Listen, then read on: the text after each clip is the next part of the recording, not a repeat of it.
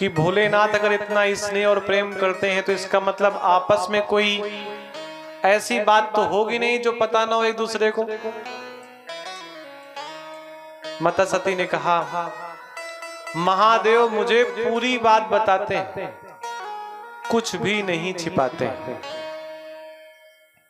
कभी भगवान शंकर का आप स्वरूप देखना तो भगवान शिव के गले में एक माला पड़ी रहती है बराबर, और वो माला मुंडों की होती है जिसमें खोपड़ियां ही खोपड़ियां लगी रहती हैं। नारद जी ने कहा, देवी ये पता है कि जो भगवान शिव के गले में मुंडों की माला है, इसमें मुंड किसके हैं? इसमें ये मुंड किसके हैं? नारद जी ने जब ऐसा पूछा तो माता ने कहा, पुत्र ये तुमको पता ही नहीं। तो नारद जी ने कहा, माता अभी आप कह रहे थे कि सबसे ज्यादा प्रेम आपको भोलेनाथ करते हैं, और अगर इतना प्रेम करते हैं तो इस प्रकार का बीच में आपस में गैप क्यों?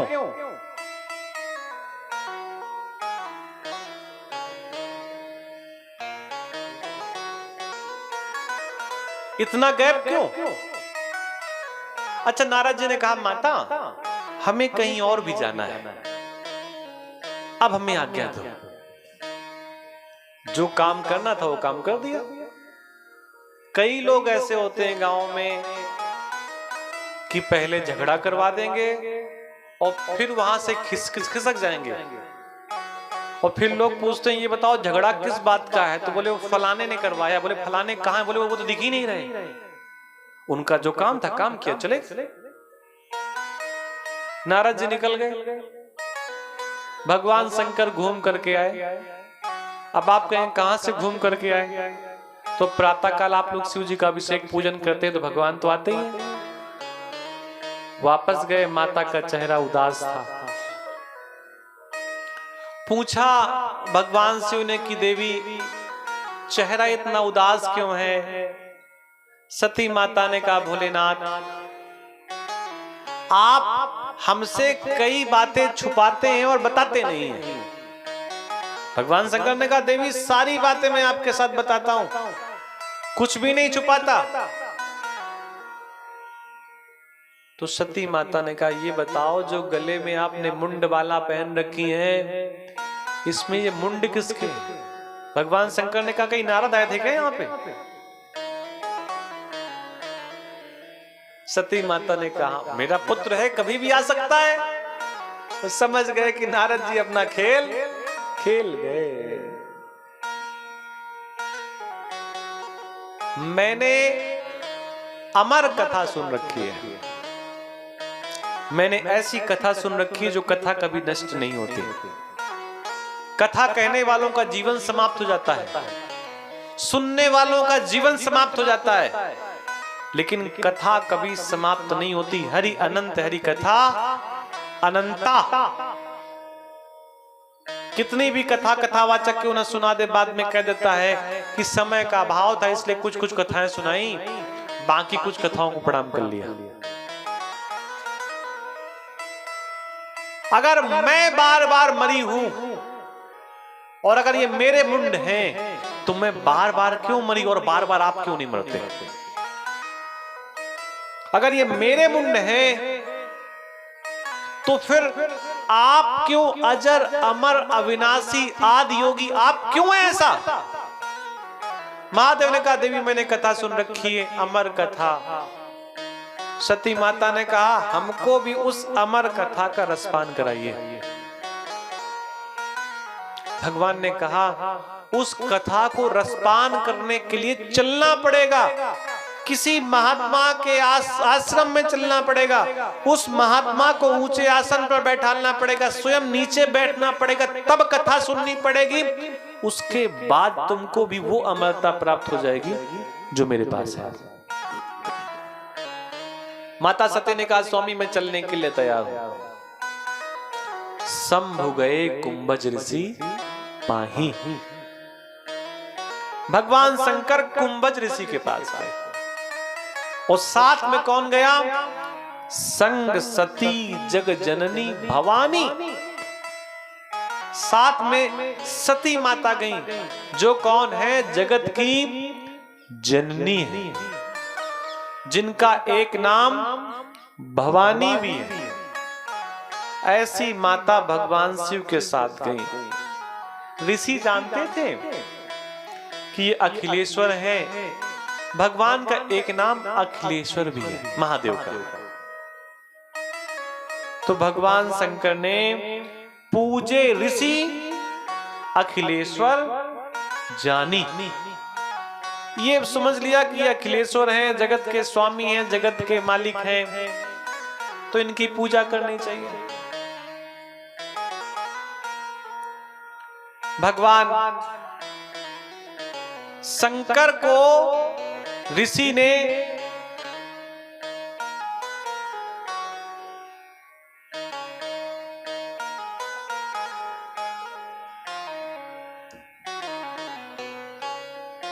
ऊंचे आसन पर बैठाया। पूजे ऋषि अखिलेश्वर जानी। भगवान को ऊंचे आसन पर बैठाला। ऋषि नीचे बैठ गए। भगवान से कहा पैर पखारो। भगवान से उन्हें पैर लटका दिए और ऋषि ने भगवान का पूजन किया। करना चाहिए, जब मौका मिले तब करना चाहिए। उसके बाद कुंभज जी ने कहा कि भगवान आपने हमें आशीर्वाद दिया, दर्शन दिया, हम क्या करें? तो भगवान शंकर ने कहा कि कथा सुना दो बदले में। बोले कौन सी कथा? बोले राम कथा।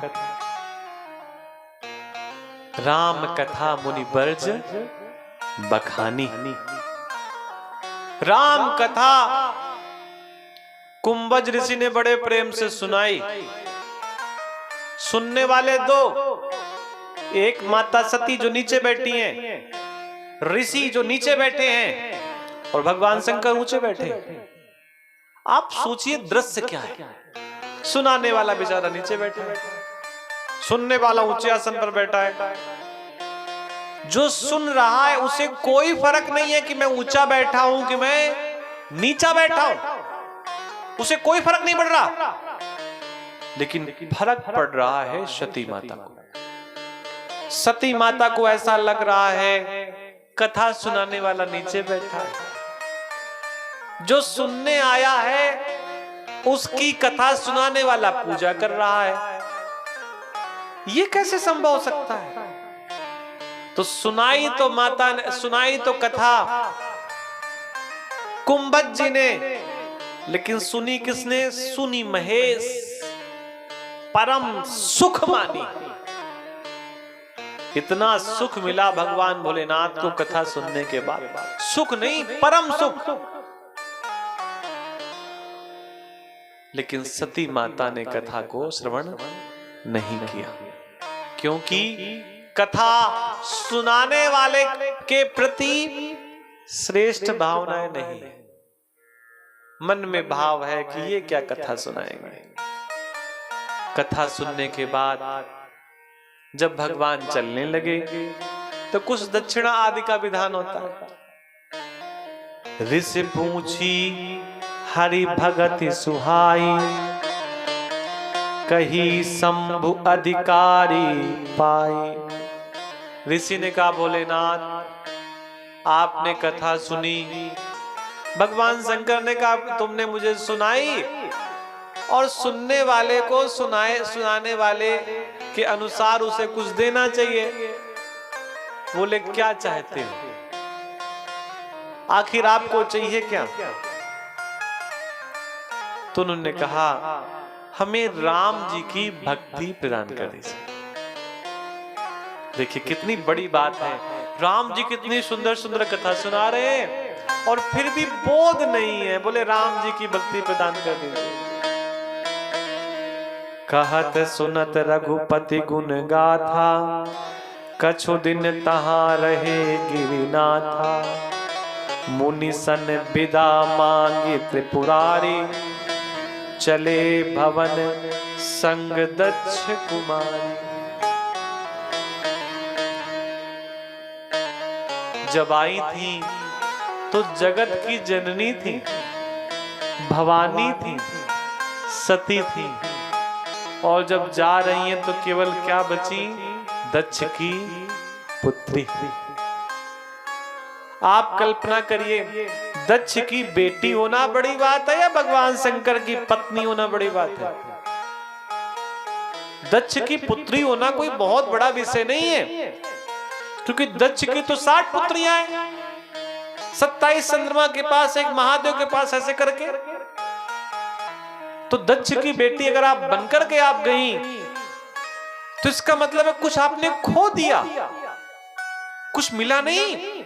कुछ जो था आपके पास, आपने सती होने का पद खो दिया, जगत जननी होने का पद खो दिया, भवानी होने का पद खो दिया, और दक्ष की पुत्री बनकर के वापस जा रही है।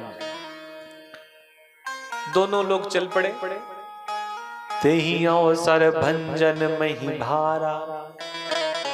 ये बिल्कुल घटना ऐसी है कि भगवान शंकर कथा सुनकर के जा रहे हैं, और जो कथा सुनकर के जा रहे हैं, जिनकी कथा सुनकर के जा रहे हैं, वो वहां लीला कर रहे हैं। जिनकी कथा सुनकर के जा रहे हैं वो वहां लीला कर रहे हैं। तो भगवान शंकर को लगा मौका बहुत अच्छा है भाई। जैसे कहीं पर कथा हो रही हो, शाम को लीला हो रही हो, तो कथा में तो आनंद होता ही होता है, लीला देखी और आनंद आया। पिता बचन तजिराज उदासी, दंडक बन विचरत अविनाशी। हृदय विचारत जात हर, केहि विधि दर्शन होय। गुप्त रूप अवतरे वो प्रभु, गए जान सबको। रावण ने जब से माता सीता का हरण किया था, तब से रावण ने अपने कुछ गणों को, कुछ सेवकों को राम के पीछे लगा दिया, वेश बदल करके, कि पता करते रहना ये दशरथ जी के ही बेटे हैं या भगवान हैं। और भगवान शंकर को लगा गुप्त रूप अवतरे प्रभु। अरे प्रभु राम गुप्त रूप में इनका अवतरण हुआ है, गए साजान सब कोई। अगर मैंने सीधे सीधे जाकर के प्रणाम किया तो सब लोग जान जाएंगे। आप कल्पना करिए, भगवान शंकर जिसको प्रणाम करें वो कितना बड़ा हो सकता है। और भगवान शंकर प्रणाम किसको करें? 2 वनवासी बालकों को। इसका मतलब ये देखने में वनवासी बालक है, ये देखने में दशरथ के बेटा है, राम लखन दशरथ के ठोठा देखने में तो है, लेकिन अगर शिव प्रणाम कर रहे हैं, इसका मतलब ये शिव से बड़े हैं। प्रणाम तो व्यक्ति अपने से बड़े को करता है। शंकर उर अति क्षोभ, सती न जानहि मरम सोई। तुलसी दर्शन लोभ, मन डरु लोचन लालची। बड़ा मन व्याकुल है, व्यथित है। राम जी को प्रणाम कर लें, राम जी के चरणों को स्पर्श कर लें, दंडवत सामने से प्रणाम करें, लेकिन बड़ा मन व्यथित है, मैं क्या करूं? अगर दर्शन ना करूं तो समय निकल रहा है, बिना दर्शन करके चला जाऊं तो ऐसा अवसर दोबारा त्रेता पता नहीं कब आए। अरे आप कल्पना करिए, आप बिल्कुल कामतानाथ जी के बगल से निकल रहे हैं और 5 मिनट का अंतर है दर्शन करने का, और अगर आप दर्शन नहीं कर रहे तो इसका मतलब घाटे में हैं आप। बोलो भाई, क्या 5 मिनट भी समय नहीं है कि वहीं उतर करके भगवान का दर्शन कर लें? वही लग रहा है भगवान शंकर को कि अगर मैंने दर्शन नहीं किया तो बड़ा घाटा लग जाएगा। शंभु समय तेहि राम ही देखा, उपजा ही अति हरस विसेखा। भारी लोचन, आंखों में आंसू भरे हैं, छवि सिंधु निहारी। आंखों में आंसू रो करके नहीं है, राम जी को देख करके इतना प्रेम उमड़ आया भगवान शंकर के कि वो आंखों से आंसू झर झर बहने लगे। कुसमय जाने, सुसमय नहीं, कुसमय। कुसमय ये है कि राम जी उदास अवस्था में, माता सीता की खोज में लगे हुए, रो रहे हैं, पीछे रावण के दूत लगे। ऐसे में जाना ठीक नहीं है, क्योंकि राम जी लीला कर रहे हैं। राम जी क्या कर रहे हैं? लीला। राम जी क्या कर रहे हैं? अभिनय। और किसी के अभिनय के बीच में अगर आप चले जाएं तो अभिनय उसका टूट जाएगा, अभिनय उसका क्या हो जाएगा? बिखर जाएगा। और मैं बीच में पहुंच गया तो पूरी की पूरी लीला अव्यवस्थित हो जाएगा। कुसमय जानी न कीन चिन्हारी। लेकिन फिर मन में भाव जगा, प्रणाम करने में कौन सा संकोच? पास से प्रणाम करो या दूर से प्रणाम करो। जय सच्चिदानंद जग पावन, अस कहीं चले मनोज न सावन। भगवान राम को दंडवत प्रणाम किया, लेटकर प्रणाम किया, आंखों में आंसू भर करके प्रणाम किया। जय सच्चिदानंद जग पावन, अस कहीं चले मनोज न सावन। चल पड़े। लेकिन माता को लगा सती सुदशा शंभु कह देखी। अरे दादा, जब माता सती ने शंभु की दशा देखी, अरे भोलेनाथ रो रहे हैं और दो राजकुमारों को प्रणाम कर रहे हैं, सच्चिदानंद कह करके प्रणाम कर रहे हैं। उर उपजा संदेह पिसे की, हृदय में भयंकर संदेह उत्पन्न हो गया।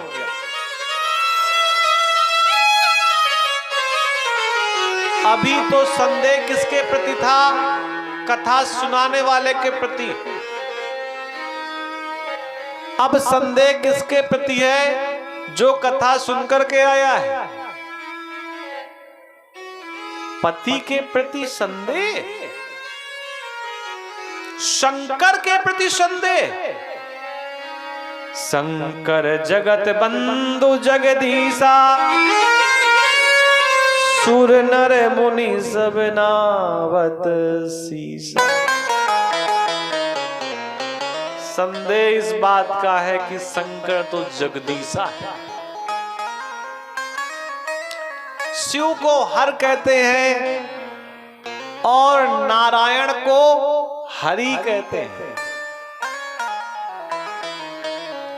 विष्णु को जगदीश कहते हैं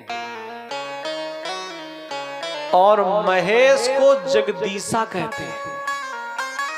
शंकर जगत बंधु जगदीशा, सुर नर मुनि सब नावै सीसा। जिनको सभी लोग प्रणाम करते हैं, क्योंकि जिनको प्रणाम किया ये तो मानव है, नर है। देवता जिन्हें प्रणाम करते हैं, ऐसे महादेव दो राजकुमारों को प्रणाम कर रहे हैं। मन में भाव जगा कि अगर विष्णु है माता सती के, तो इतना रो क्यों रहे, इतना रुदन क्यों कर रहे? विष्णु जो सुरहिर नर तनुधारी, विष्णु जो सुरहित नर तनुधारी, सो सर्वज्ञ जथा त्रिपुरारी, खोजई सो की अज्ञ इव नारी, ज्ञान धाम श्रीपति असुरारी। अगर ये भगवान विष्णु है तो मनुष्य के जैसा क्यों रो रहे हैं? कल्पना करिए, रो क्यों रहे हैं? क्योंकि नारद जी ने श्राप दिया। चाहे तो नारद का श्राप एक क्षण में नष्ट कर सकते हैं, लेकिन अगर नारद का श्राप स्वयं भगवान नहीं स्वीकार करेंगे तो तो फिर संत महात्माओं के वचनों का होगा क्या? इसलिए नारद के वचनों को पूरा करने के लिए भगवान राम, प्रभु राम इस प्रकार की लीला कर रहे हैं। सती माता को संदेह हो गया, ऐसे खोज रहे हैं, अज्ञानी की बात ही। जैसे कोई कम बुद्धि का, कम विचार वाला व्यक्ति हो, ज्ञानी ना हो, अज्ञानी हो, ऐसे रो रहे हैं पत्नी के विलाप में। मन में ऐसा भाव जगा, लेकिन भगवान शंकर से कोई बात नहीं कही। ये सोच करके नहीं कही, अच्छा नहीं लगेगा, अभी भी उन्हीं की कथा सुन करके आ रहे हैं। लेकिन याद रखिए, भगवान शंकर हृदय की पूरी बात जानते हैं, किसके मन में क्या चल रहा है, ये सब महादेव जानते हैं। सुनहि सती तब नारी सुभाऊ, संशयस न धरिए उरे काहू।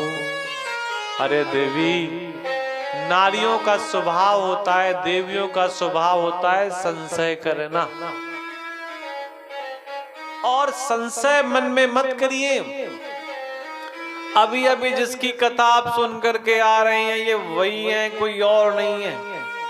जासु कथा कुंभज ऋषि गाई, भगत जासु में मुनि सुनाई। सोई मम इष्ट देव रघुबीरा, सेवत जाहि सदा मुनि धीरा।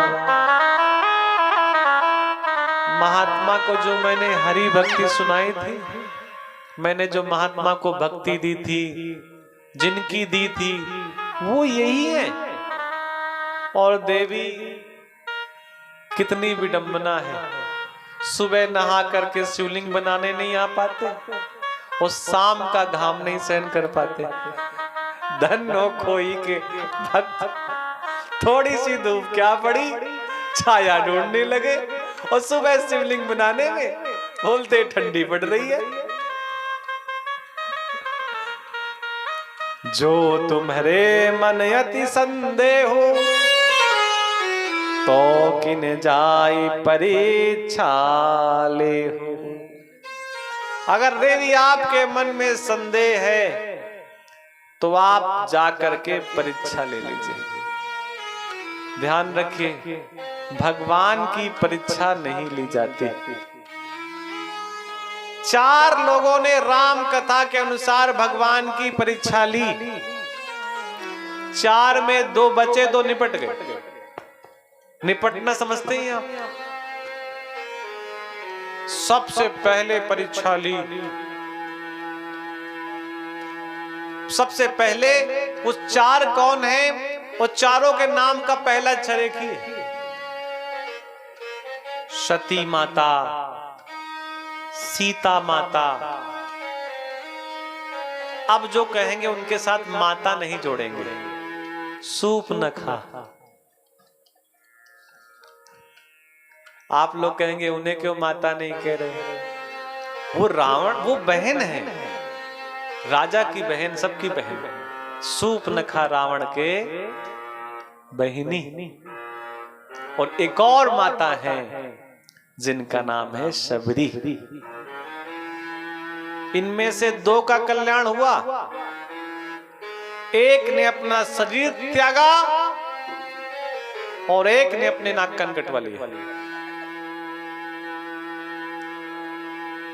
माता सीता ने प्रभु राम की स्वयंवर में पाने की इच्छा की। भगवान को पाने की इच्छा की जाती है। भगवान को पाना सब कोई चाहता है, और अगर परमात्मा को पाने की इच्छा करते हैं तो निश्चित मानिए ईश्वर आपको मिलेगा ही, इसमें कहीं कोई किंचित मात्र संदेह भूल जाइए आप। सबरी माता ने प्रभु राम की प्रतीक्षा की। इच्छा प्रतीक्षा में कोई अपराध नहीं है, अपनी बारी का इंतजार करिए आप। सबरी माता लंबे समय तक प्रभु राम की प्रतीक्षा करती रही और माता सबरी की मनोकामना भी पूरी हुई। माता सती ने परीक्षा ली। क्या ली? परीक्षा। और भगवान की परीक्षा नहीं ली जाती। परीक्षा लेने का परिणाम शरीर छोड़ना पड़ा। और मास्टर साहब कॉपी किताबें चेक करने के बाद एक शब्द होता है समीक्षा, होता है ना। समीक्षा का मतलब होता है निरीक्षण करना, कौन अच्छा कौन बुरा, कौन कमजोर, क्या कमी, कैसा क्या। तो सूप न खाने समीक्षा की। वो आकर के कहती है तुम सम पुरुष, तुम्हारे जैसा पुरुष संसार में नहीं है। ब्रह्मा जी सो रहे थे, आंख खुली कि ये बात तो केवल मैं जानता हूं कि राम जी के जैसा संसार में कोई नहीं है। ये कैसे जान गई रावण की बहनी? आधी से आधी अदाली में वो कहती है तुम सम पुरुष ना, तुम्हारे जैसा पुरुष नहीं देखा। ब्रह्मा जी ने आंखें खोली, अरे राक्षस तो अब देवताओं की श्रेणी में आने वाले, पहचान गए। लेकिन फिर कहती है नमो सम नारी। ब्रह्मा जी ने खोपड़ी पकड़ी, फिर वहीं गिर गई जाकर के। अरे तेरा विवाह हो चुका है और तू कह रही मेरे जैसा कोई नारी नहीं है। और राम जी से कहती है कि मैंने पूरे संसार में देख लिया है। मतलब विचार देखिए, ये राजा की बहन कह रही है कि हमारे यहाँ अम्मा पापा विवाह नहीं करवाते, हम स्वयं कर लेती हैं। राक्षसों का स्वभाव ये है भाई। वो कह रही है मैंने पूरे संसार में घूम करके वर देखे हैं। अरे तूने क्यों देखा भाई? तेरा भाई इतना बड़ा राजा है, तेरे पिता इतने श्रेष्ठ महात्मा हैं, वो क्यों नहीं देखेंगे लड़का? क्या तुम्हारे परिवार में बिटियां ही देखती हैं लड़का? बोले पूरे संसार में मैंने देखा है, मुझे कोई उचित वर नहीं मिला। फिर मुझे लगा क्या करें, तो थोड़ा बहुत तुम इस योग्य हो कि मैं तुमसे विवाह कर सकती हूं। मतलब उतने नहीं हो, लेकिन अब जब नहीं हो रहा है तो हो ही जाए। तो राम जी ने कहा जो थोड़ा बहुत तुमने समझा है हम बता दें कि हमारा तो विवाह हो चुका है, और जैसे तुम कुमारी हो वैसे मेरा भाई भी कुमारा है। लखन जी कुमारे थे नहीं, लेकिन जिस प्रकार तुम कुमारी हो उसी प्रकार मेरा भाई शादी के बाद अगर तुम कुमारी हो तो वो भी कुमारा है, कुमार है। और 12 साल से तप कर रहा है तो 12 साल अगर आप दूर हैं तो आप कुमार कहलाते हैं, 12 साल का बालक कुमार कहलाता है। ऐसा करो इनके साथ विवाह कर लो। अच्छा लखन के पास जाती है तो लखन कहते हैं कि देवी हम तो राम जी के सेवक, अगर हमारे यहां आप आओगी तो नौकरानी बनोगी। वो तो अवध के राजा हैं, वो तो अवध के राजा हैं, और राजा के यहां जाओगी तो रानी कहलाओगी, सेवक के यहां आओगी तो दासी कहलाओगी।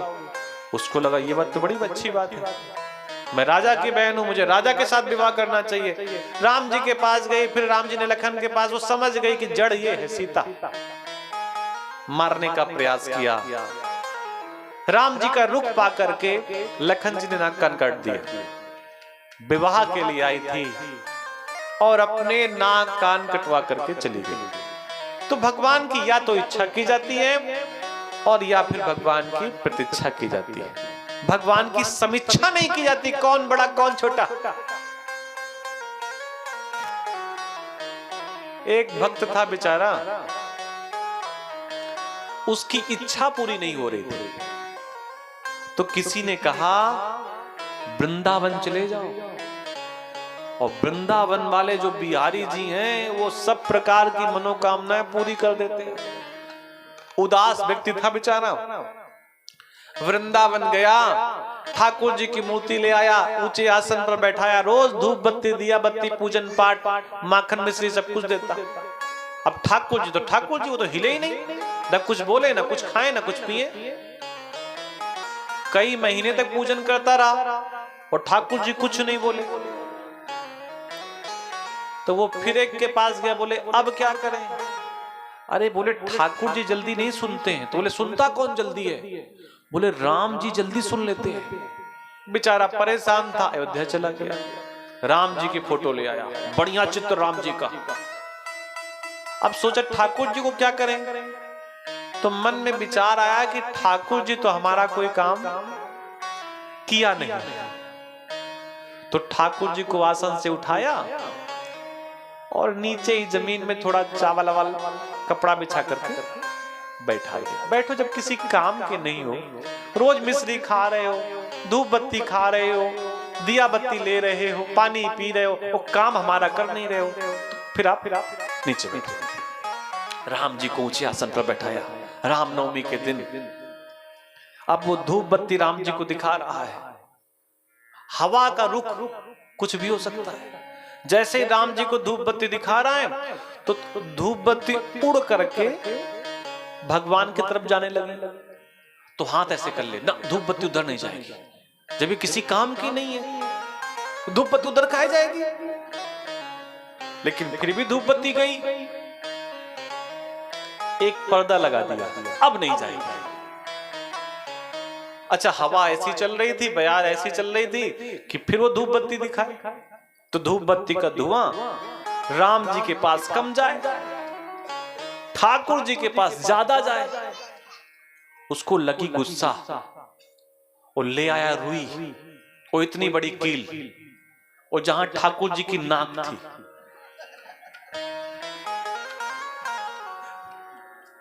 उसी में रुई घुसेड़ी और उसी कील से नाक में, अब लो धूप बत्ती, अब धूप बत्ती लो।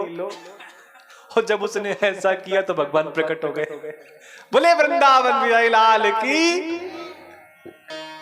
उसने कहा ये बताओ, 4 महीने से धूप बत्ती दे रहे थे, तब आप प्रकट नहीं हुए, आज काहे प्रकट हो गए?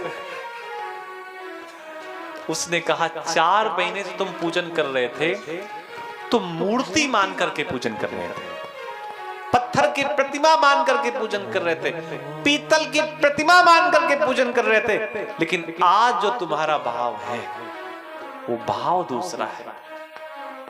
बिना भाव के संसार में कोई वस्तु नहीं मिलती, तो बिना भाव के मैं कैसे मिल सकता? बोलिए वृंदावन बिहारी लाल की जय हो।